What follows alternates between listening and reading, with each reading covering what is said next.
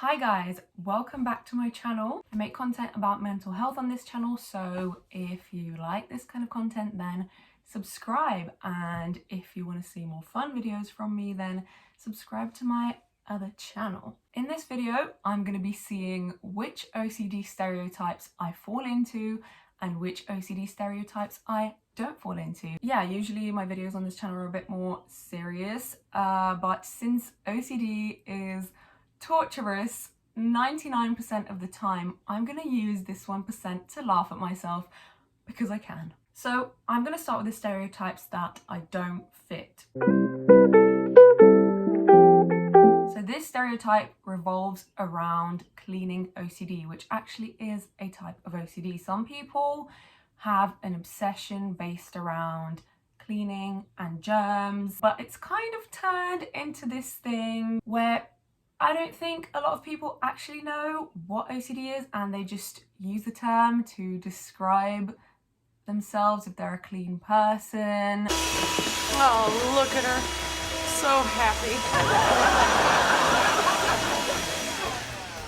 If only there were a smaller one to clean this one. Cleaning OCD is not liking to clean. It's based around obsessions, fear, a whole lot of anxiety, and doing compulsions to minimize that anxiety. Even for those that do struggle with this type of OCD, it's not fun. It's not cleaning for fun, okay? I don't fall into that stereotype. I have ADHD and I'm gonna admit it, I don't have the best hygiene because I struggle with executive dysfunction. That means I find things like showering, brushing my teeth, I find them hard. If anyone wants, I'll make a whole other video on that, but executive dysfunction is, you know, struggling with basic tasks that for a neurotypical might seem, I'm not going to say neurotypical because people with depression also experience this. So yeah, it can be a symptom of various mental illnesses, but I really do struggle with that. Does that mean I'm a dirty person? Sometimes. Right now, I'm having a good time and, you know, I'm showering, I'm brushing my teeth, but sometimes it is really hard. Those things are hard for people with mental illness, and that's the truth. This is kind of similar to the first one, kind of not. So this is the stereotype that people with OCD love to be organized and just have everything in order, and are just like super like whiz and like to put everything in color order. You did this for what? Why not? Why? Why not?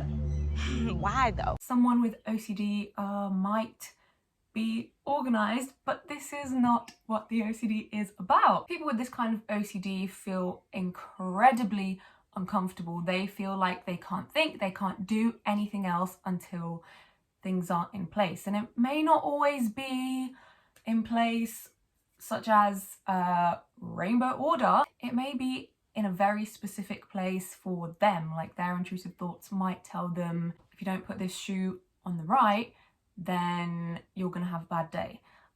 Get it? Got it?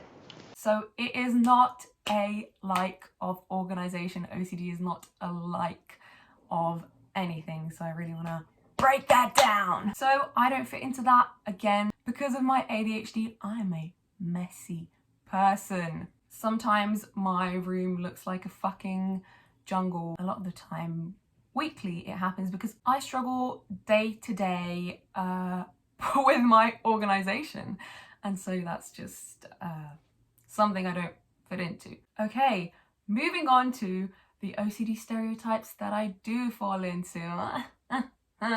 This is hypocritical, guys, but the first one is gonna be,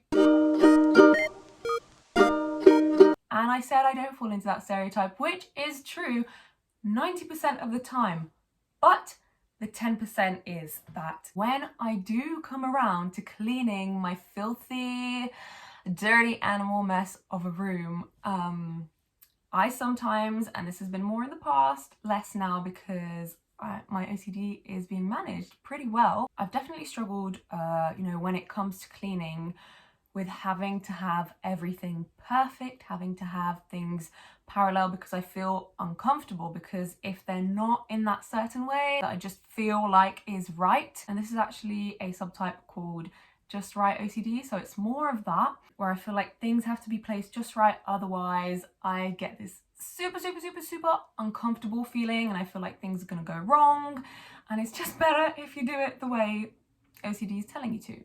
Although, of course, if you wanna get better, it's not better because you're giving in to, you know, the disorder, the compulsions. I don't know if you guys have ever seen someone in a store when you're in a supermarket, and you've ever seen someone, like, say you're in the cereal aisle and this person's just like picking up all the things that have fallen on the ground and like just arranging things perfectly for no reason, and they're just a customer, they don't work there, and you're like, what are you doing? That's a bit weird. I've definitely seen that like quite a few times, and I've thought to myself, I know what you're going through, because that person clearly has OCD. I've definitely been that person sometimes. I've worked in supermarkets sometimes, so if you've ever seen me in Tesco's or Sainsbury's replenishing the stocks and sitting on a single item, just going, pushing it a bit, pulling it a little bit, then pushing it, then pulling it, and just like sweat dripping down my face, then you know that's me, and that was the OCD in action. As I said, this kind of OCD for me does not make me be a super clean, super organized person all the time, but when I do have to do these things, when I have to clean, when I have to organize things, it does get a hold of me sometimes. It used to before, a lot more. I also used to have this issue when I was younger. I could never focus on anything. I couldn't read a book. I couldn't concentrate on my homework until my room was perfectly clean. And it's not just about, oh, my room's messy, it would be better if I clean it. It's about, okay, I need to clean my room, otherwise I cannot think. This thought's just going to be in my head forever and I'm going to have a bad day tomorrow. So I start cleaning my room, and I've cleaned it, but the pencils aren't placed perfectly in the pencil case, and I just need to put blue one there and the green one perfectly balanced on top in between these two. You get it? You get it. Number 2 OCD stereotype that I do fall into is one to do with numbers. So there's this kind of stereotype that people with OCD like love even numbers and hate odd numbers. Like, I've seen people be like, oh yeah, please, I always put the volume on 5 because I have OCD, or I always keep the volume on even number because OCD. Might seem like I'm taking the mick, guys, but I can take the mick. I can do that. I can laugh at my own disorder.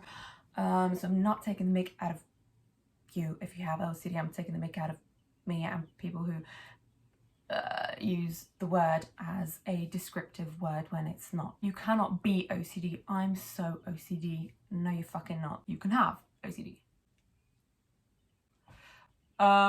Right, so this one with the numbers I do fall into, but not in the stereotypical way. Maybe at some point in my life I did used to get annoyed if like numbers in the car like weren't on a perfect number or whatever, but I'll tell you guys what this is really about for me, because usually for people it's a deeper meaning than just I don't like even numbers or I don't like odd numbers. You can like and dislike things without having OCD. So what this kind of number obsession is like for someone with OCD, for me, I'll tell you right now what I've felt like most of my life, and I've had to kind of unlearn this as I went through therapy.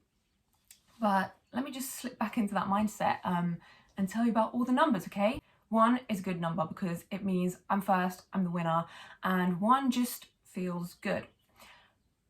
2 is a good number because it's even, so that's kind of like stereotypical, I guess, of me, but I really like 2 because 2 is, it's just even and nice. 3 is a terrible number, okay? 3, 6, and 9, basically multiples of 3 are really unlucky numbers.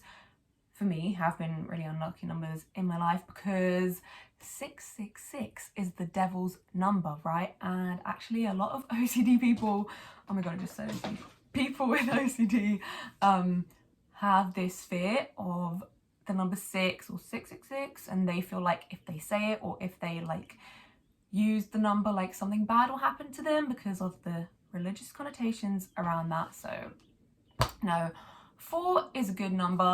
5 is like meh. 6 is bad, as I told you. 7, this one's interesting for me, okay? If I was ever like given the number 7, say like in school, like you're number 7, I would feel unlucky because at first 7, you know, 7 is known as a lucky number, but in my OCD brain, it was like 7 is a lucky number, but actually it's unlucky because I think it's lucky, but if you actually pick it, it's going to be unlucky because you want it to be lucky and you shouldn't want it to be lucky. So if you pick it, you're actually going to have like terrible luck. Does that make any sense?